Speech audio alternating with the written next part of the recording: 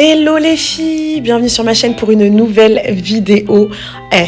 Enfin, j'ai mis trop de temps à tourner cette vidéo, mais pour ma défense, le travail m'avait mis tellement KO, le travail m'a giflé.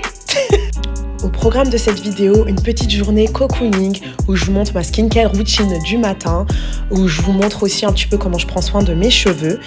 Et en fin de vidéo, on se retrouve pour les confidences comme d'habitude qui seront autour de l'importance de prendre du temps pour soi. Je vous laisse avec les images.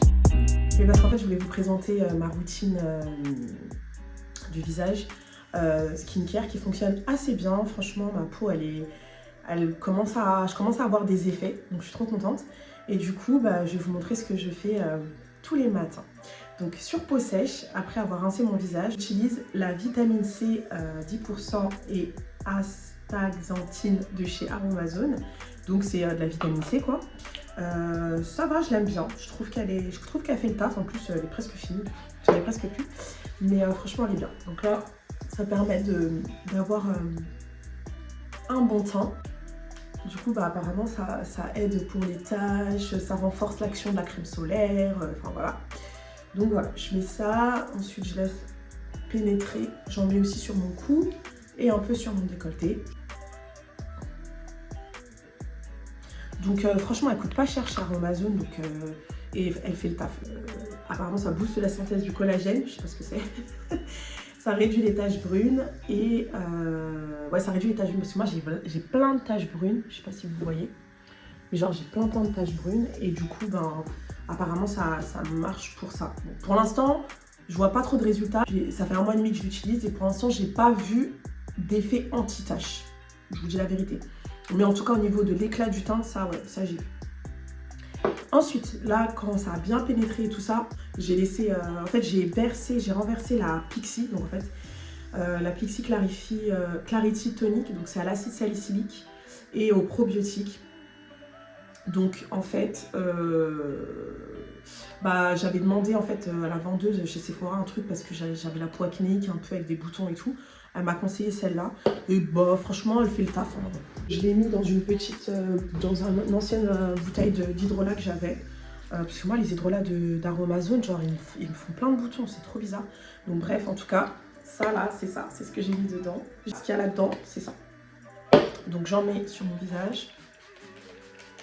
Je mets ensuite mon sérum élixir hydratant de chez Gamard. Franchement, il est trop bien ce sérum. Il est vraiment trop bien. Donc, ma peau, elle boit ce sérum. C'est un truc de ouf. C'est une copine qui me l'a conseillé. Et franchement, je ne regrette pas du tout de l'avoir acheté. Ensuite, je vais mettre mon contour de l'œil Caféine Eye Cream de chez Inky List.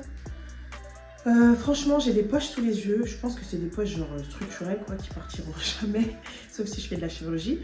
Mais en tout cas, j'ai l'impression que ça atténue un peu mes poches, un petit peu genre. Donc voilà, j'en mets bien sur le contour des yeux et je masse en fait. Je sais pas si c'est l'action du produit ou le fait que je masse 2 fois par jour qui fait que j'ai l'impression que mes poches elles se réduisent un peu.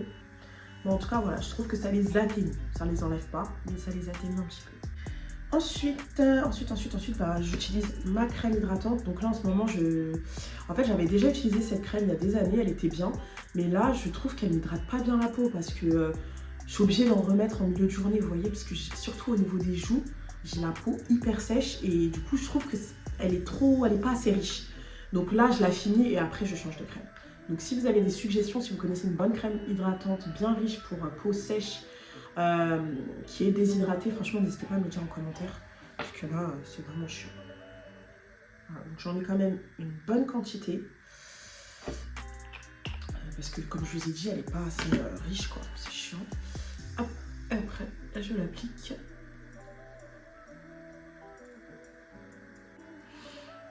Et franchement depuis que je fais cette routine j'ai vraiment le sentiment que ma peau elle va mieux, genre j'ai moins de boutons. Même pendant mes règles, genre j'ai pas eu des gros boutons de fou, tu vois, genre de gros boutons douloureux comme je peux en avoir pendant mes règles. D'habitude j'ai plein de boutons qui poussent sur les joues là et sur le menton, et là pas du tout. Donc c'est des boutons hormonaux et en fait là j'en ai pas eu, j'en ai eu quelques-uns mais j'en ai pas eu beaucoup. J'en ai eu un là qui est toujours là d'ailleurs et je crois j'en ai eu 2-3 ici, mais franchement par rapport à d'habitude ça Ça n'a rien à voir. Du coup, c'est tout. Ah oui, très important. Comme en plus j'utilise de la rétinol, obligatoire la crème solaire. Et j'en ai presque plus, punaise. La crème solaire, c'est un budget, hein. Franchement, ça, je l'ai acheté il n'y a même pas 3 semaines. Même pas, franchement, il y a 2 semaines. Et elle est déjà vide, quoi. C'est vraiment ouf. Donc, en fait, il faut en mettre 2 longueurs de doigts, genre. J'en ai plus. Hop. Genre, ça fait un doigt. Et... Bon, je suis dégoûtée. Je n'ai plus d'espace sur mon téléphone. Il faut vraiment que je le vide. J'ai mis la crème solaire, hein, je vous ai dit. J'ai mis 2 doigts, j'ai appliqué. Donc voilà pour ma routine du matin. Donc là maintenant je vais aller faire mon petit déjeuner. Ensuite je vais m'occuper de mes cheveux. Et puis après je sais pas, je vais improviser.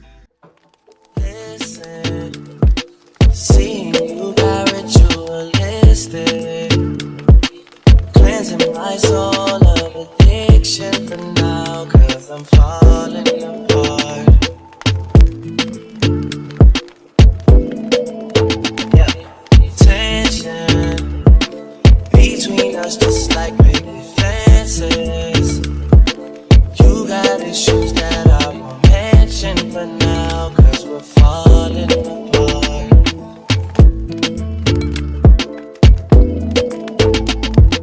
Passionate from miles away, passive with the things you say, passing up on my old ways, I can't blame you.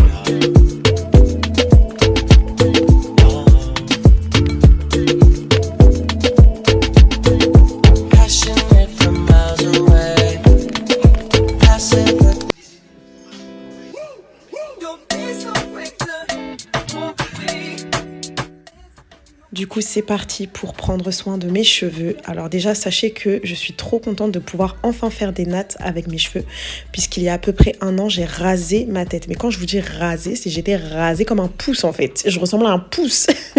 Et donc là, vous voyez, je suis trop contente parce que j'ai atteint une longueur que j'aime beaucoup. Donc là, j'utilise le masque de chez Miel Cosmétique que je kiffe trop. Ayant les cheveux peu poreux, c'est un des seuls masques qui fonctionne pour moi et qui pénètre bien dans mes cheveux.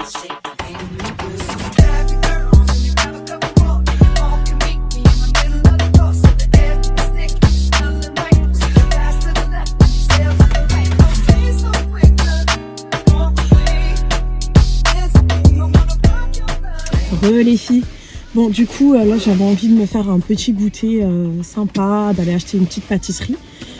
Du coup là je vais à la boulangerie, puis après je vais me poser devant une série Netflix avec un bon café ou une tisane, je sais pas trop, je vais voir. Et voilà, donc j'ai lavé mes cheveux, là ils sont en train de sécher avec un t-shirt en coton. Et après voilà, ce soir je vais les hydrater et je vais remettre des nattes puisqu'en ce moment je suis sous perruque. Voilà. Donc là c'est parti pour acheter le goûter à la boulangerie.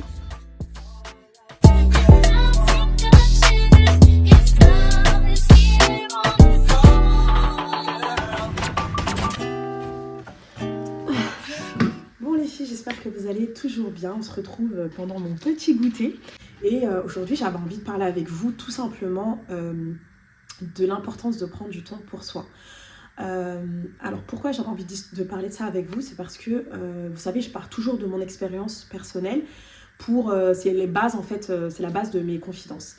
Et moi dans ma vie, avant d'être mariée, avant d'avoir une vie familiale à moi, et pendant ma vie familiale, j'ai jamais accordé d'importance à ça en fait. Pour moi, prendre du temps pour soi, je le faisais alors que pas du tout. Et j'en voyais pas l'importance en fait, je comprenais pas pourquoi c'était si important de prendre du temps pour soi. J'entendais des gens qui disaient ouais, c'est important de prendre du temps pour soi, c'est important de faire du sport, nanani, nanana.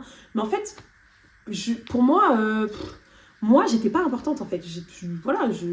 J'avais pas besoin de ça. Et je le faisais pas, c'était pas conscient, hein, mais c'était vraiment dans mon comportement, dans ma façon d'agir et tout, j'avais pas forcément besoin de temps pour moi. D'ailleurs, je détestais être seule au début, surtout quand je me suis mariée, je détestais être seule. C'était trop dur pour moi parce que toute mon enfance, mon adolescence et plus tard, jusqu'à ce que je me marie, j'ai toujours été entourée. J'ai toujours eu mes frères, mes sœurs, ma mère. Enfin, j'ai jamais été seule en fait. C'est très très rare que je me retrouvais seule. Et du coup, quand je me suis mariée, punaise, je supportais pas d'être seule. Déjà, je me sentais seule et en plus, je supportais pas d'être toute seule. Bref. Et en fait, de fil en aiguille, avec la maturité, en grandissant et tout, en discutant un peu autour de moi, je me suis rendu compte que souvent j'étais anxieuse, j'étais triste, j'étais fatiguée parce que je m'épuisais en fait à m'occuper que des autres. Moi, je passais complètement à la trappe en fait. Je pensais même pas à moi-même, vraiment. Je passais à la trappe. Et en fait, et en analysant les choses, en discutant autour de moi, je me suis rendu compte que, en fait, je peux pas ne pas avoir de temps pour moi. C'est pas possible en fait. Humainement, au bout d'un moment, tu t'épuises. Au bout d'un moment, tu rejettes la faute sur les autres, sur les gens qui t'entourent. Parce que, surtout quand eux, ils arrivent à faire ce que toi, tu n'arrives pas. C'est-à-dire qu'eux, ils prennent du temps pour eux. Et toi, tu le fais pas, donc tu leur en veux. Tu te dis, attends, mais moi, par exemple, avec votre mari, avec ton mari, tu vois, tu peux te dire, ah, lui, il va au sport, il va voir ses potes et tout, il prend du temps pour lui. Et moi, en fait, je suis là, j'arrive même pas à prendre du temps pour moi, il s'en fiche, etc. Alors qu'en fait, c'est de ma faute. Comme je le dis toujours, ton pire ennemi, c'est toi-même. Et en fait, c'était de ma faute, c'était moi qui prenais pas le temps pour moi. Et j'en voulais aux autres, j'en voulais à mon mari de prendre du temps pour lui, alors que moi, j'y arrivais pas. Et au bout d'un moment, je me suis dit, non mais en fait, stop à ça, tu vas te prioriser en fait, tu vas un peu t'occuper de toi-même, parce qu'en fait, si toi tu t'occupes pas de toi-même, personne ne le fera. Tant que tu rends service aux autres, tant que tu aides les autres, tant que tu es là pour les autres, pourquoi les autres se diraient, vas-y, vas-y, occupe-toi de toi. Non, les gens, ils vont en profiter. Pas dans un mauvais sens, hein. C'est pas dans le mauvais sens du terme, mais voilà, ils vont pas avoir la présence d'esprit, sauf quelques rares personnes, pardon, de se dire, vas-y, t'as vu, c'est bon, t'en as fait assez pour moi, maintenant vas-y, occupe-toi de toi. Et même quand les gens autour de moi le faisaient, j'étais pas réceptive en fait. J'étais pas réceptive. Et à partir du moment où je faisais quelque chose pour moi, où je faisais par exemple rien de la journée parce que j'étais fatiguée, je culpabilisais. Quand j'avais fait que des choses pour moi, par exemple, je sais pas, comme aujourd'hui, j'avais pris soin de mes cheveux, j'avais pris soin de mon visage, j'avais fait ma skincare, je sais pas, j'avais lu un livre, j'avais regardé des séries Netflix toute la journée. Je me disais, punaise, j'abuse, regarde, j'ai pas plié le linge, regarde, j'ai pas lancé de machine, regarde, j'ai pas lancé le lave-vaisselle, enfin... Je culpabilisais et toute la charge mentale que j'avais venait m'épuiser. Donc même quand je prenais du temps pour moi, en fait, ce n'était pas vraiment du temps pour moi parce que j'étais en train de travailler dans ma tête avec ma charge mentale en fait. Je ne sais pas si c'est très clair ce que je dis. Mais... Du coup, mon conseil, vraiment ma petite confidence pour vous les filles, c'est prenez du temps pour vous. Que vous soyez mariés, pas mariés, avec des enfants, sans enfants, dans la maison familiale, en couple, peu importe. Donnez-vous une demi-journée, une journée, même si c'est 1 heure ou 2 heures, d'un moment juste pour vous. Pas avec votre chéri, pas avec vos enfants, juste pour vous. Où vous vous retrouvez avec vous-même, où vous vous retrouvez avec vous-même, où vous... en fait, vous rechargez vos batteries pour mieux revenir avec les autres, en fait. C'est super important. Donc moi, comment je fais pour prendre du temps pour moi ? Je peux aller au cinéma, je peux aller au restaurant, toute seule. Mais quand je dis toute seule, c'est genre toute seule. J'aime bien faire ça, genre aller au restaurant toute seule et tout. Il y en a qui me prennent pour une folle quand je le dis. Mais vraiment, je vous jure, c'est trop bien d'aller au restaurant toute seule. Tu manges, tu prends ton temps. Donc moi, généralement, j'y vais avec un petit livre. Généralement, j'y vais avec un petit livre et tout. Sinon, je vais au cinéma. Au cinéma, on a besoin de personne. En vrai, quand tu y penses, t'es devant le film. T'es toute seule, tu parles pas pendant le film. Enfin, moi, personnellement, je parle pas pendant le film. Je déteste ça, d'ailleurs, les gens qui parlent pendant le film. J'ai envie de les tuer. Donc, t'as pas besoin, en fait, d'avoir quelqu'un pour aller dans ces endroits-là, genre le cinéma. Le resto, encore, bon, je peux comprendre que ça soit un peu bizarre pour certaines personnes d'aller seule au resto, mais le cinéma, t'as besoin de personne. T'as vraiment besoin de personne. Et comment dire qu'est-ce que je fais d'autre ? Je vais faire du sport. Donc j'essaie de... Bon là j'ai un petit peu arrêté j'avoue, mais je vais reprendre le sport et ça sera 2 fois par semaine où j'aurai 1h30 juste pour moi. Et c'est d'ailleurs pour ça que je me suis inscrite à la salle de sport parce qu'à un moment donné je faisais du sport à la maison, mais j'avais les enfants autour de moi, j'avais mon mari autour de moi. C'était pas un moment pour moi. C'était pas un moment pour moi parce que on m'interrompait toutes les 2 minutes, t'as rangé ça ou t'as fait ça. Alors que à la salle, je suis toute seule en fait, je suis toute seule avec moi-même et il n'y a personne qui me dérange quoi. Mon téléphone, il n'y a pas de réseau dans ma salle de sport donc voilà, je lis un livre, enfin vraiment tout ce que j'ai fait aujourd'hui, dans ce que je vous ai montré juste avant les confidences, bah, c'est les moments que je prends pour moi. Donc là, c'est les vacances, c'est plus facile. J'ai mis mes enfants chez ma maman depuis quelques jours. Du coup, je me repose un petit peu parce que... Et le travail, là, il m'a tellement giflé. Oh lolo, c'est chaud. J'étais KO technique pendant toutes les vacances. Et c'est d'ailleurs pour ça que j'ai pas beaucoup tourné de vidéos. Mais bon, bref, ça c'est une parenthèse. Mais là, je me suis dit, j'ai besoin de couper. Là. J'ai besoin de couper avec mes enfants. Du coup, je les ai mis chez ma mère sans culpabiliser, je vous jure. Et voilà, je me sens pas mal, je me sens pas coupable, je me sens pas être une mère indigne parce que j'ai mis mes enfants chez ma mère. C'est juste qu'il y a des moments, en tant que maman, j'ai besoin de me retrouver avec moi-même. Et j'aime beaucoup cette analogie qui est très commune. Hein. Enfin, je sais plus où je l'ai lu, mais en tout cas, tout le monde donne ça comme exemple quand on parle de prendre du temps pour soi. Vous savez, c'est comme quand on est en avion et qu'il y a un problème et que le masque à oxygène descende. L'hôtesse de l'air, elle vous dit, il faut d'abord vous mettre le masque à vous. Et si vous avez des enfants, vous leur mettez à eux après, ou une personne qui a besoin d'assistance. En fait, pourquoi? C'est pas parce qu'on n'aime pas nos enfants qu'on s'en fout de nos enfants. C'est parce que on ne peut pas les aider correctement si nous-mêmes, on ne sait pas donner l'oxygène dont on a besoin. Donc, quand on a l'oxygène, on peut agir sur les autres sans se mettre en danger et sans les mettre en danger. Et c'est la même chose pour moi dans le fait de prendre soin de soi. C'est vraiment la même chose, c'est d'abord je prends soin de moi, je m'occupe de moi et après je m'occupe des autres en fait. Je ne peux pas m'occuper correctement des autres si je ne m'occupe pas de moi. Donc ça, c'est la base. Après, c'est pas obligé d'être un moment précis, genre un samedi, le samedi matin, de telle heure à telle heure. Non, ça peut être aussi, moi, par exemple, quand les enfants vont se coucher, que mon mari va au sport, bah, c'est mon moment à moi. C'est-à-dire que je vais me regarder une série Netflix, je vais lire un livre, ou je vais rien faire, tout simplement. Aussi, le fait, pour quelqu'un comme moi qui est hyper active, entre guillemets, qui a toujours besoin de faire plein de choses, ne rien faire, c'est une activité. C'est-à-dire que c'est quelque chose que limite je devrais mettre dans mon emploi du temps. Bah là, de telle heure à telle heure, tu ne fais rien. Parce que je ne sais pas ne rien faire. Et c'est super important. Et pourquoi est-ce que je vous dis ça? C'est aussi parce que parfois, quand j'ai décidé de rien faire de telle heure à telle heure et que quelqu'un m'appelle pour me dire « Ouais, ça, est-ce que tu peux me rendre ce service? Est-ce que tu peux venir chercher telle personne et tout ?» Bah je vais pas oser dire non parce que je vais me dire « Bah en fait, je fais rien, donc je peux. » Vous voyez, mais parfois, ne rien faire, bah, c'est nécessaire. Donc, il ne faut pas hésiter, même quand vous n'avez rien à faire, à dire bah non, en fait, parce que c'était pas prévu, donc non. Et je suis occupée, quoi. Je suis occupée à quoi? À rien faire. Donc, voilà. En tout cas, voilà. Sport, lecture, soin de sa peau, soin de ses cheveux, restaurant, cinéma. Il y a plein de moyens de prendre du temps pour soi. Si vous avez la possibilité de le faire, bah, faites garder vos enfants. Si vous n'avez pas la possibilité de le faire, bah, vous pouvez mettre vos enfants au centre aéré. Vous pouvez voir avec si vous avez des cousins, des cousines, des neveux, des nièces. En tout cas, ce que je veux vous dire, c'est que souvent, quand on ne sait pas prendre du temps pour soi, on cherche des excuses. On se dit non, mais vas-y, je ne peux pas prendre du temps pour moi, il n'y a personne pour garder mes enfants. On se trouve 1 milliard d'excuses. Mais la vérité, c'est qu'il y a toujours moyen de prendre du temps pour soi.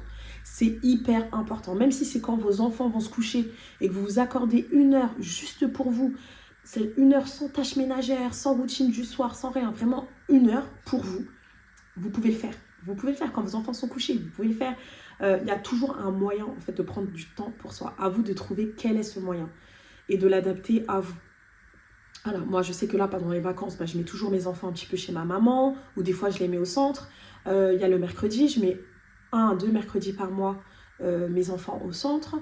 Voilà, le week-end, il y a le papa. Enfin, tout ça pour vous dire que on peut prendre du temps pour soi. Et je suis sûre que vous pouvez le faire aussi. Donc, n'hésitez surtout pas à le faire. Là, je parle beaucoup des enfants parce que c'est ma vie. Mais même quand j'étais jeune, je ne le faisais pas, ça aussi, prendre du temps pour moi. Quand je faisais rien, déjà, ma mère était derrière moi pour me dire « Hé, va faire la vaisselle là !» Donc, voilà, c'était rare que je puisse trouver du temps pour moi. Et c'est pour ça que je me suis habituée aussi, je pense, à ça. Et qu'après, plus tard, ça n'a pas été une évidence pour moi de prendre du temps pour moi. Mais même quand vous êtes chez maman, chez papa, il faut essayer de trouver un temps pour vous, un temps pour vous ressourcer en fait. Voilà, j'espère que cette petite confidence vous aura plu, que ma vidéo aussi vous aura plu. Je vous dis très très bientôt pour une nouvelle vidéo sur ma chaîne. N'hésitez pas à vous abonner, à commenter, à liker la vidéo. Et je vous dis à très vite, bisous.